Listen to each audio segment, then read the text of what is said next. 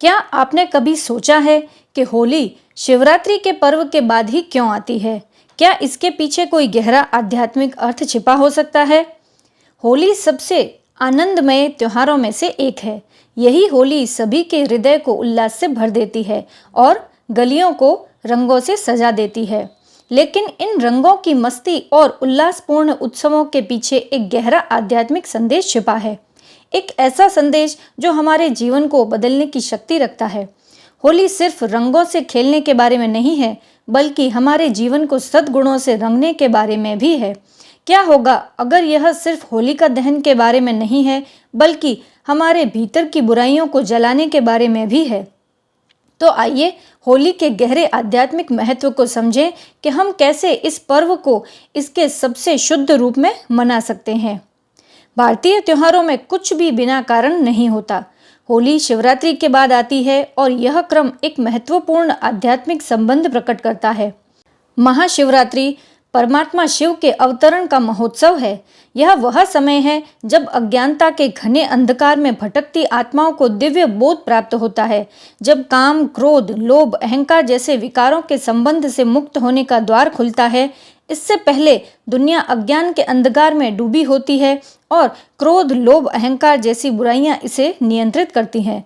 परमात्मा शिव के आगमन से आत्मा का आंतरिक रूपांतरण आरंभ होता है और आत्माएं परमात्मा की याद के दिव्य रंग से रंग जाती हैं। फिर आता है होली का त्योहार, जो केवल रंगों से खेलने का त्योहार नहीं है, बल्कि अपने अंदर की नकारात्मकता को जलाने और पवित्रता एवं आनंद को जागृत करने का प्रतीक है। प्राचीन समय में होली की शोभा यात्राओं में चैतन्य देवताओं की झांकियां निकाली जाती थी, जो सभी को एक ऐसे विश्व की याद दिलाती थी जो शांति और सद्गुणों से परिपूर्ण था। आज भी यह त्योहार हमें आत्मचिंतन करने के लिए आमंत्रित करता है। होली 2 दिनों तक मनाई जाती है। छोटी होली यानी कि होलिका दहन और दूसरा दिन धुलंडी। छोटी होली की रात होलिका दहन किया जाता है, जो अच्छाई की बुराई पर जीत का प्रतीक है। यह परंपरा राजा हिरण्यकश्यप और उनके पुत्र प्रहलाद की कथा से जुड़ी हुई है।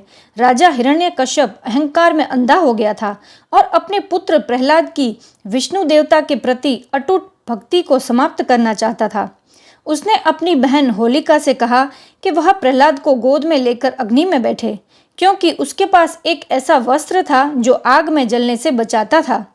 होलिका ये सोचकर कि यह वस्त्र उसे बचा लेगा, प्रहलाद को लेकर अग्नि की चिता पर बैठ गई। लेकिन ईश्वर की लीला कुछ और ही थी।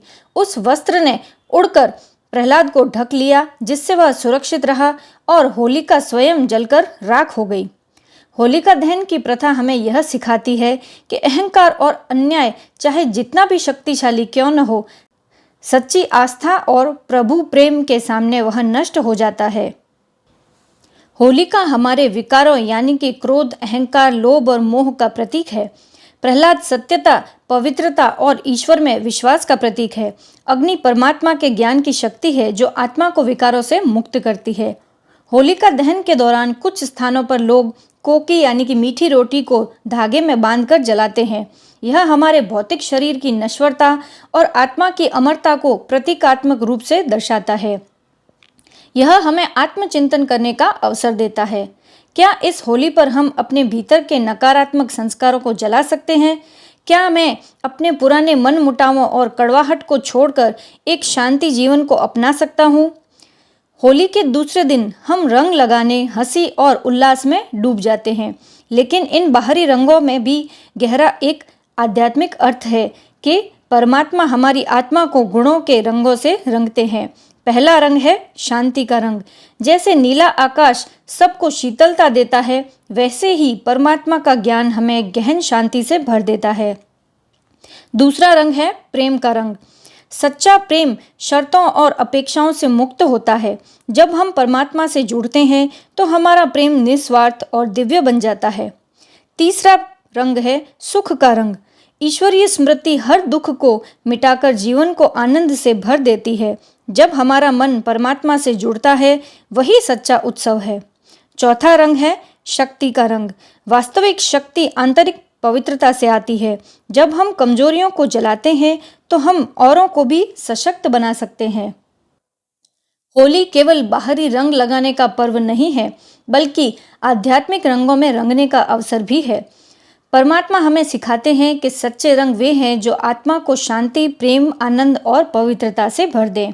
होली केवल बाहरी उत्सव नहीं है, बल्कि यह आत्मिक परिवर्तन का प्रतीक है। सच्ची होली भीतर खेली जाती है, जहां हम अपनी आत्मा को शुद्धता के रंगों से रंगते हैं और अपनी नकारात्मकता की अंधकारमयी परतों को जला देते हैं। अतीत को क्षमा की अग्नि में जलाएं, पुराने गिले शिकवे छोड़कर अपने मन में प्रेम के लिए स्थान बनाएं। गुणों के रंगों को अपनाएं, केवल रंग लगाने के बजाय शांति, करुणा और आनंद के गुण बांटें। सबको आत्मा के रूप में देखें। नाम, पद और भेदभाव से परे हर व्यक्ति एक आत्मा है, परमात्मा की संतान। आइए इस साल सच्चे अर्थों में होली मनाएं, ऐसी होली जो हमारे जीवन में सच्ची खुशी, पवित्रता और एकता लाए, क्योंकि अंत में हमारे चेहरों के रंग फीके पड़ जाएंगे, लेकिन सद्गुणों के रंग हमेशा बने रहेंगे।